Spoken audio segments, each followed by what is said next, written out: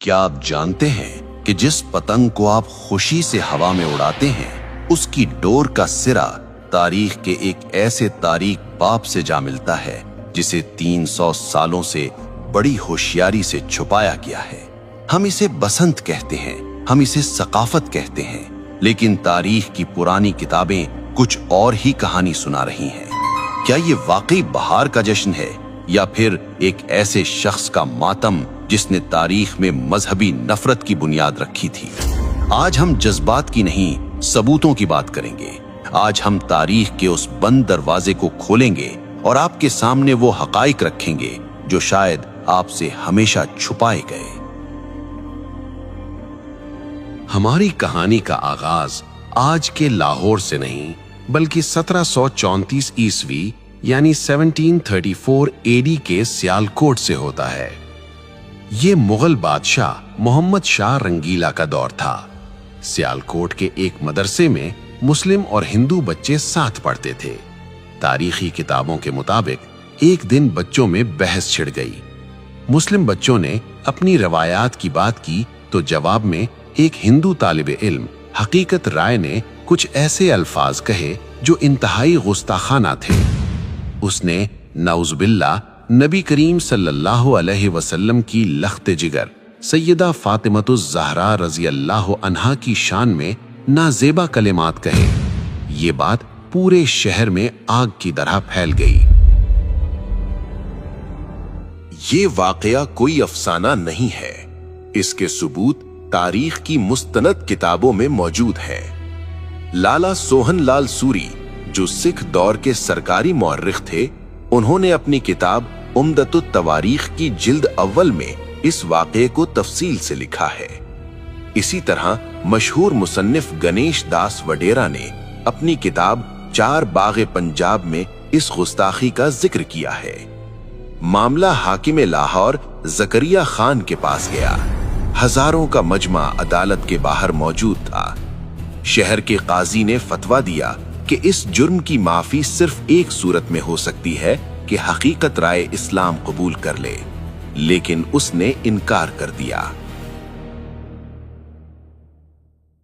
कानून के मुताबिक उसे सजाए मौत सुनाई गई और तारीख बताती है कि जिस दिन हकीकत राय को सजा दी गई वो बसंत पंचमी का दिन था। अब यहाँ ये जानना जरूरी है कि बसंत पंचमी असल में है क्या। हिंदू तकवीम के मुताबिक ये बहार की आमद का पहला दिन होता है। बसंत का मतलब है बहार और पंचमी का मतलब है 5वां दिन। ये दिन इल्म और फन की देवी सरस्वती की पूजा से मंसूब है। इस दिन हर तरफ जर्द रंग नजर आता है। लोग जर्द कपड़े पहनते हैं और पीले पकवान बनाते हैं, क्योंकि जर्द रंग सरसों के खिलते हुए फूलों और जिंदगी की अलामत समझा जाता है। लेकिन सन 1741 की इस बसंत ने एक नया रुख इख्तियार कर लिया। जिस दिन पूरा शहर बहार के रंगों में रंगा था, हिंदू बिरादरी ने हकीकत राय की मौत की वजह से इस दिन को यौम सोग मना लिया। कहा जाता है कि उसकी याद में उन्होंने आसमान की बुलंदियों की तरफ पतंगें उड़ाना शुरू की ताकि उसकी रूह को खिराजे तहसीन पेश किया जा सके और ये पैगाम दिया जाए कि एक मासूम की रूह आसमानों की वुसअतों में आजाद है। ये था वो बीज जो एक मजहबी जश्न के अंदर एक खास वाक़े की याद और नफरत की जमीन में बोया गया था। लेकिन हैरत की बात यह है कि वो दिन जो एक मौत के दुख में सोग के तौर पर शुरू हुआ था, वो वक्त की धूल में दबकर एक अजीमुशान जश्न में कैसे बदल गया। वक्त का पहिया घूमा और पंजाब में सिखों की हुकूमत कायम हो गई। ये महाराजा रंजीत सिंह का दौर था। रंजीत सिंह ने देखा कि बसंत का त्यौहार लोगों में मकबूल है। उन्होंने इस मजहबी सोग को एक शाही मेले में बदल दिया। तारीखी रिकॉर्ड्स बताते हैं कि महाराजा हर साल इस त्यौहार पर लाखों रुपए उस जमाने के पतंगों और इनामो इकराम पर लुटा देते थे।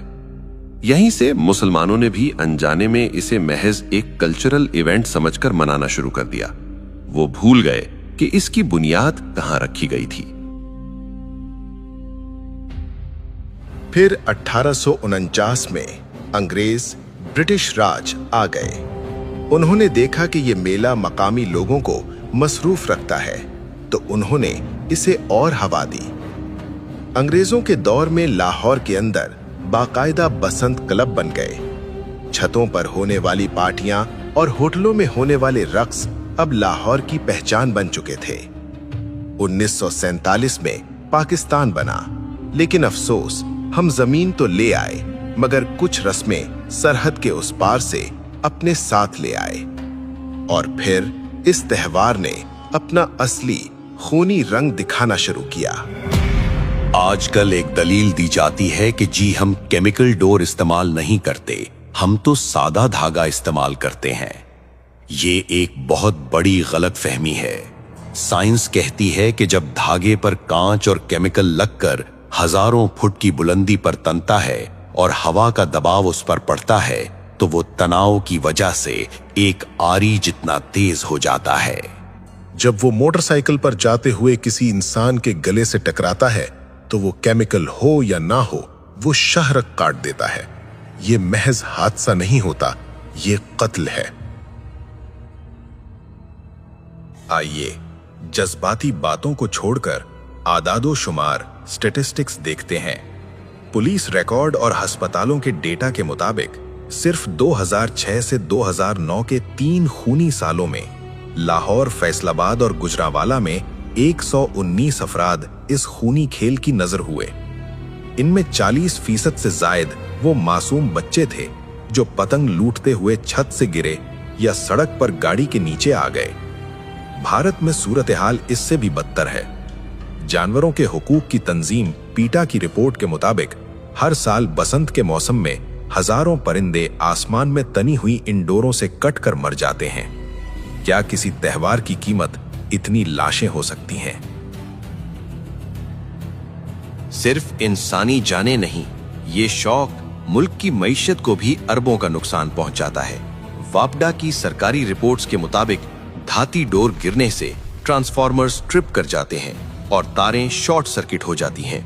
माजी में एक एक रात में लाहौर जैसे शहर को कई कई घंटे अंधेरे में डूबा रहना पड़ा। करोड़ों रुपए की बिजली जाया होती है और ये बोझ आखिरकार आवाम की जेब पर ही पड़ता है। क्या हम चंद घंटों की तफरीह के लिए अपनी ही अमलाक को आग लगा रहे हैं? फिर बात सिर्फ पतंग की नहीं रहती। बसंत की रात, हवाई फायरिंग और बेहयाई का जो बाजार गर्म होता है, क्या वो हमारी सकाफत है?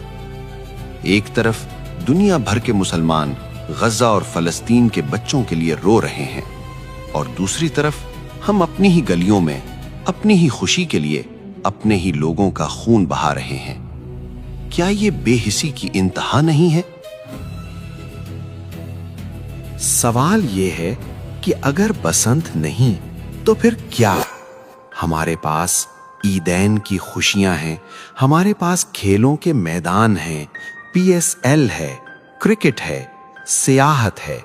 हम वो कौम हैं जिसने दुनिया को तहजीब सिखाई। हमें अपनी खुशी मनाने के लिए किसी ऐसे त्योहार की जरूरत नहीं जिसकी बुनियाद में नफरत हो और जिसके अंजाम में मौत हो। आज फैसला आपके हाथ में है। जब आप बाजार से डोर खरीदें तो एक बार सोच लीजिएगा, कहीं आपके पैसे किसी मां की गोद उजाड़ने के काम तो नहीं आ रहे। ये पतंग की डोर नहीं कट रही, ये हमारी अक़दार कट रही हैं। तारीख गवाह है कि जो कौमें अपनी बुनियाद भूल जाती हैं, वक्त उन्हें मिटा देता है।